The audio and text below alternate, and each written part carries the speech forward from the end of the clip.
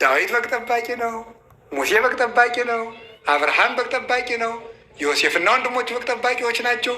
ያዕቆብ በግ ጠባቂ ነው። ሁሉም በግ ጠባቂ ነው። ምክንያቱም የክርስቶስ ምሳሌ ክርስቶስ የእኛ እረኛ ስለሆነ ማለት ነው። የእሱ ምሳሌዎች ስለሆነ ከዛ በኋላ ዝጉርጉርን ስጠኝ በለዋል። ዝጉርጉር ሲወለድ ልውሰድ አለ። ውሰድ አለ። ዝጉርጉር ምን 10 ዓመት አንድ ቢወለድ ነው ብሎ ነው። እንደው ድረስ እኮ አይደርስም መስሏችሁ የምትገቡት ቃል ኪዳን ብዙ አይደል? ብዙ ድሮ እናት አባቶቻችን እንደሚቀልዱብን ማለት ነው። ይህንን ግልገል አሳድግና ያንተ ነው ይሉና ስንለፋ ጨው ስናልስ ለይተን ቅጠል ስናበላ ከርመን ደግሞ ይህች አሁን የተወለደችው ናት እንባላለን። አይ መከራችን እኮ ነው እንደሆነ ስንለፋ ይሄ እንግዳ ስለሚመጣ አሁን ልናርደው ነው ፊኛውን እሰጣለሁ ለአንተ እንባላለን። ከስረን ቅርት እንደው ይገርማል። እንደዚህ እኮ ነው ማለት ነው። የአንዳንዱ ትዳር ቃል ኪዳን እንደዚያ ነው አይደለም? እንደዚህ አይደርስም መስሏችሁ ማለት ነው።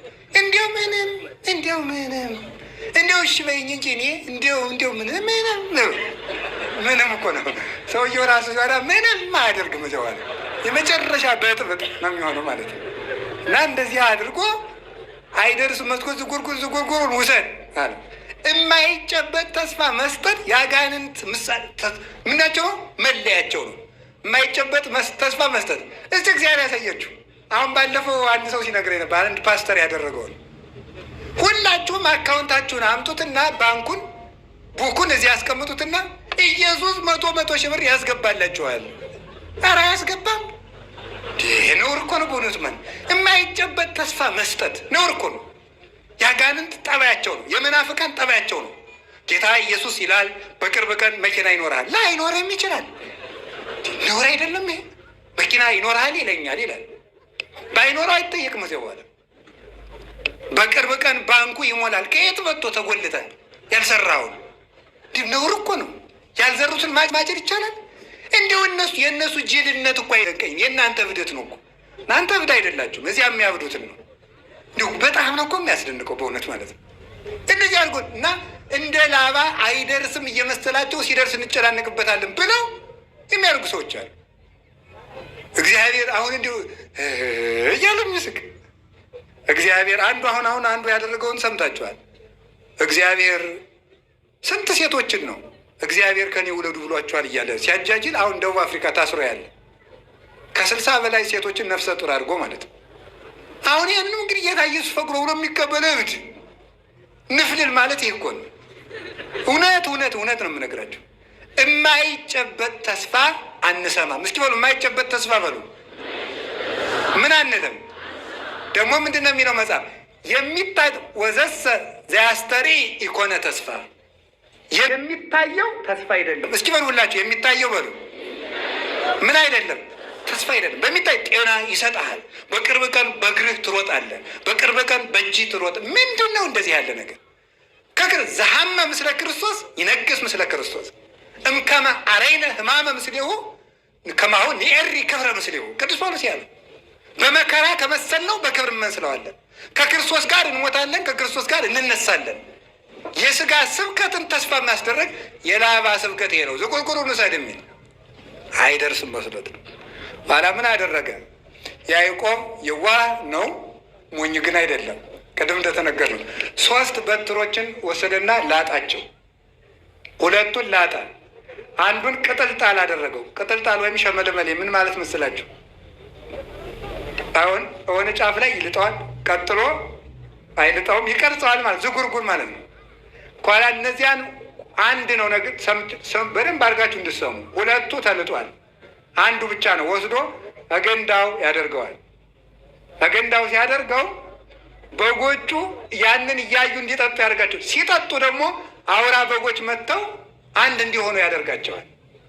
ከዛ ላይ ያንን እያዩ ሲጠጡ፣ አንስት በጎች ያን እያዩ ሲጠጡ፣ አውራ በጎች መጥተው ደግሞ አንድ ሲሆኑ ያንን ብትር የመሰለ ይጸንሳሉ።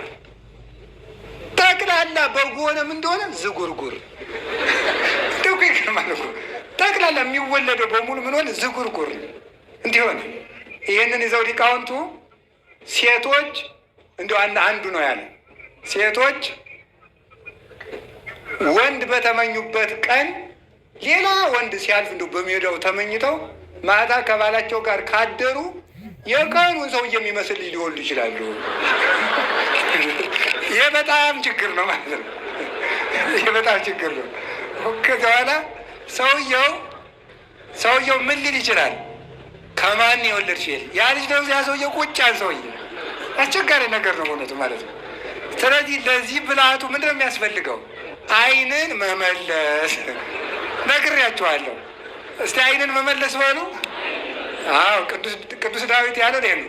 ሚጦላ አይንቴ ከመ ይርአ ከንቶ፣ ዓይኖቼ ከንቱ ነገርን እንዳያዩ መልስልኝ። እስኪ በሉ ዓይኖቼ በሉ።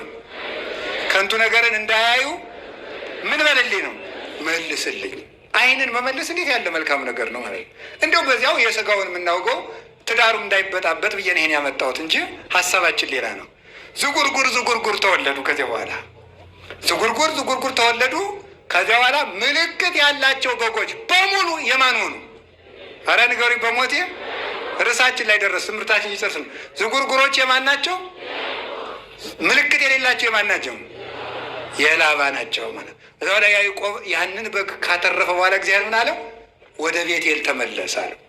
ተመለስ እንግዲህ ከአንተን ወደ ተግድሮ ለአንተ ወደ ተገለጥኩበት አባትህ አብርሃምን ከካራን ከካላውዲዮን አውጥቼ በመስዋዕት መሰዊያው ላይ በተገለጥኩበት ለአንተ በታየውበት ለአንተ በተገለጥኩበት ለአባትህ ለይስሐቅ በታየውበት የወርቂቱን መሰላል ወዳየባት ወደ ቤቴል በጎችንና ቤተሰብን በሙሉ ይዘህ ውጣ አለው። አባታችን ያዕቆብ ብዙ ነፍስ ሆኖ ዘመድ አፍርቶ ልጆቹን ይዞ በጎችን አስከትሎ በጣም ብዙ ሺህ በጎችን ይዞ ወደ ቤቴል ተመለሰ። እኛንም ሁላችንንም ይመልሰን እግዚአብሔር። ምስጢሩን እነጋገርና እንጨርስ። ይሄ ላባ የተባለ እንግዲህ የተመልከቱ፣ ላባ ዲያብሎስ ነው። ላባ የተባለ ዲያብሎስ ነው። በደንብ ብላችሁ ስሙ። ላባ የተባለ ዲያብሎስ ነው። ያዕቆብ የእግዚአብሔር ምሳሌ ነው። እግዚአብሔር ምሳሌ ነው። ያዕቆብ በዚያ የኖረበት ጊዜ ወይም ደግሞ እዚያ የነበረው ገንዳ በጎቹን ያጠጣበት የነበረው ገንዳ የቅድስት ቤተ ክርስቲያን ምሳሌ ነው። ውሃው የጥምቀት ምሳሌ ነው። በጎቹ ምዕመናን ናቸው። አውራ በግ የተባሉ መምህራን ናቸው። እነዚህ መምህራን ናቸው። ያ በትር የተባሉ ሁለቱ የተላጡት የተባሉት አብና መንፈስ ቅዱስ ናቸው። አንዱ የተዝጎረጎረው የተባለ ወልድ ነው፣ ሰውም አምላክም ነውና ወልድ እሆዬ ጻዕዳ ወቀይህ፣ ልጅ ወንድሜ ቀይና ነጭ ነው። ማቴዎስ መኃልየ 5:8 ላይ ልጅ ወንድሜ ቀይም ነጭም ነው፣ አምላክም ሰውም ነው። አምላክም ሰውም ነው። ዝጉርጉር የተባለ እሱ ነው። እሱን እያሳየ ያጠጣቸው ነበር ማለት ክርስቶስን እያስተማሩ ያጠምቋቸዋል ማለት ነው። ሂዱና ለምን ወንጌል አስተምራችሁ ደቀ መዛሙርት ያድርጓቸው ስላለ ክርስቶስን እያስተማሩ ክርስቶስን እየሰበኩ በልቡናቸው እያሳደሩ በክርስቶስ ስም እየጠሩ እክህደከ ሰይጣን እያሉ አምን በከክርስቶስ አምላኬ እያሉ አጋንንትን እያስካዱ ላባን እያስካዱ ዲያብሎስን እያስካዱ ክርስቶስን እየሰበኩ ያጠምቋቸዋል። በጎቹ ተመልከቱ፣ በጎቹ ምን ይጸንሳሉ ሲባል ዝጉርጉር በትሩን የመሰለ ይጸንሳሉ ማለት ክርስቲያኖች ከቤተ ክርስቲያን ክርስቶስን እየመሰሉ ይወለዳሉ ማለት ነው። ክርስቶስን እየመሰሉ ይወለዳሉ ማለት ነው። ክርስቲያኖች ምልክት አላቸው ማለት ክርስቲያኖች ሲያዩዋቸው ክርስቶስን ይመስላሉ ማለት ነው። ክርስቶስን ይመስላሉ ማለት ነው። ከቃሉ ጋር ናችሁ። ክርስቶስን ለመምሰል ያብቃል። ሊቃውንት ደግሞ መልሰው ምን ይላሉ? በጎቹ እነዚህ ምንድን ናቸው? አውራ በጎቹ መምህራን፣ በትሩ ኢየሱስ ክርስቶስ፣ ውሃው ጥምቀት ትምህርት፣ ምዕመናን እና በጎቹ ዝጉርጉር መጽነሳቸው የክርስቶስን ትምህርት ሰምተው በልቡናቸው የማሳደራቸው ነው። ዝጉርጉር መውለዳቸው ማለት ያንን በምግባር መግለጻቸው ነው። እነሱን የመሰለ ሰው መተካታቸው ነው። እንጦንስ፣ መቃርስ፣ ጳኩሚስ፣ ቴዎድሮስ፣ አረጋዊ፣ ዮሐኒ፣ ተክለ ሃይማኖትን መውለድ ማለት ነው። ይህንን ማድረግ መቻል ማለት ዝጉርጉር አይቶ ዝጉርጉር መጽነስ ማለት ክርስቶስን መስሎ ኑሮ ክርስቶስን የመሰለ ልጅ መተካት ማለት ነው። ሌሎች መምህራንን መተካት፣ ሐዋርያትም ጴጥሮስ ቀሌምንጦስን፣ ጳውሎስ ጢሞቴዎስን፣ ዮሐንስ አግናጤዎስ ፖሊካርፐስን መተካት ማለት ነው። ማስመሰል ማለት ይሄ ነው። በትዳር አስመስሎ መተካት፣ በወንጌል አስመስሎ መተካት፣ በመነኮሳት አስመስሎ መተካት፣ በቤቱና አስመስሎ መተካት። ጳውሊ እና አርሳኔዎስን እንደተካው ማለት ነው። እንዲያር የሚያደርጉ ምን ይባላሉ? የያዕቆብ በጎች። ለዚህ ሁሉ መድኃኒቱ አውራዎቹ ናቸው ማለት መምህራን ናቸው። ዓለምን በጥበጥ የሚያደርጓቸው ያለ አውራ በግ መጽነስ የምትችል በግ እንደሌለች ያለ መምህር ምግባር መስራት የሚችል ምዕመን የለም። ሳይማሩ የሚያገቡ ሰዎች፣ ሳይማሩ የሚመነኩሱ ሰዎች በጥበጥ የሚያደርጉ እየሮጠ ሄድና መመንኮስ፣ እየሮጠ ሄድና ደግሞ ዘግቻለሁ ማለት ሰይጣን ሲያጨናንቀው እንዲሁ እኮ እናንተ አንድ ወር ፑሻፕ ሳትሰራ ኮማንዶ መሆን ትችላለህ? ነውር አይደለም ወይ? ነውር እኮ ነው ይሄ ማለት ነው። አየር ወለድ ልሁን እንዴት ብለን የምትሆነው? እንዲሁ እኮ አይደረስ ነው።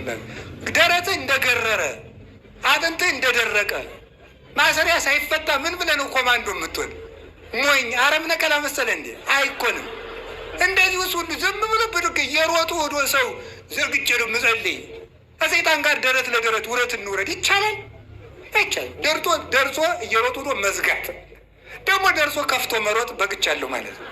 ይሄ ነው ደርሶ መዝጋት፣ ደርሶ መክፈት ማለት ደርሶ ማግባት፣ ደርሶ መፋታት። ይሄ ነው ችግሩ። ተምሮ መግባት። አሁን እንደው ስታገቡ ምን እያደረጋችሁ እንደሆነ ይገባቸው? ምን እያደረጋችሁ እንደሆነ እኮ አይገባቸው። አሁን ሚስት ቤተክርስቲያን እንደሆነች የሚያውቃለ? ባል ክርስቶስ እንደሆነ የሚገባው አለ? ለሚስት ለባሏ ስትታዘዝ ለክርስቶስ እንደምትታዘዝ የምትቆጥር ሴት አለች? ባሏን ስትንቅ ክርስቶስን እንደምትንቅ የሚገባት ሴት አለች? ሚስቱን ሲያቃልል ቤተክርስቲያንን እንደሚንቅ የሚገባው ሰው አለ? የለም። ባልና ሚስት ሲፋቱ ክርስቶስና ቤተክርስቲያን ተለያዩ ብሎ እንደ ካደ እንደሚቆጠርበት የሚረዳ ሰው አለ? የለም። የማያውቁ ያለ አውራ በጎች የጸነሱ ዝጉርጉር የሌላቸው ክርስቶስን የማይመስሉ ምዕመናን፣ ክርስቶስን የማይመስል ትዳር፣ ክርስቶስን የማይመስል ገዳም፣ ክርስቶስን የማይመስል ቤተ ክህነት፣ ክርስቶስን የማይመስል ንግድ፣ ክርስቶስን የማይመስል ንግግር፣ ክርስቶስን የማይመስል ስልጣን፣ ክርስቶስን የማይመስል አለባበስ፣ ሁለንተናችን ክርስቶስን የሚመስል ምልክት የለንም። መድኃኔዓለም ምልክት እንዲኖረን ያድርገን። ምልክት ይውላችሁ የክርስቶስ መሆናችን የሚታወቀው በትሩን መስለን በመጸነሳችን ነው። የክርስቶስ መሆናችን የሚታወቀው እሱን የምንመስልበት አንዳች ነገር። እስቲ እንደው እግዚአብሔር ያሳያችሁ፣ ክርስቶስ ያመልክታችሁ። አሜን በሉ። እንዲሁ አሁን እኔን ተውኝ፣ መቼም ግድ የለም ደግሞ እኔን ሌላ ሰው ይምከረኝ አይሻልም? እንዲህ አሁን እናንተ እስቲ አሁን ምናችሁ ክርስቶስን ይመስላል? እስቲ ንገሩኝ። ስናገር በሉ። እሺ ትመስላላችሁ? እንዴት ነው የምትሉ? ውጣ ግባ ትመስላላችሁ? ለስበላ እስኪ ስበላ በሉ ደግሞ አገሩ እንጂ ትመስላላችሁ ወይ? ሐመሯ ስለብስ እስኪ ስለብስ በሉ ትመስላላችሁ? እሺ ስትነግዱ ምን ሄደ? ስትሾሙ፣ ስትጋቡ። አዎ ክርስቶስ ለቤተ ክርስቲያን ሞተላት። ለሚስቱ የሚሞት ባል የለም። ቤተ ክርስቲያን ለክርስቶስ መስዋዕት ትሆናለች፣ ለባሏ መስዋዕት የምትሆን የለችም። ምናችን ነው ክርስቶስን የሚመስለው ብለን መጠየቅ አለብን። ክርስቲያን ተብያ እንደው ክርስቶስን የሚመስል እናንተ በግ እኮ ጥጃ አይወልድም፣ በግ ውሻ አይወልድም። የክርስቶስ ልጆች ሆነን እንዴት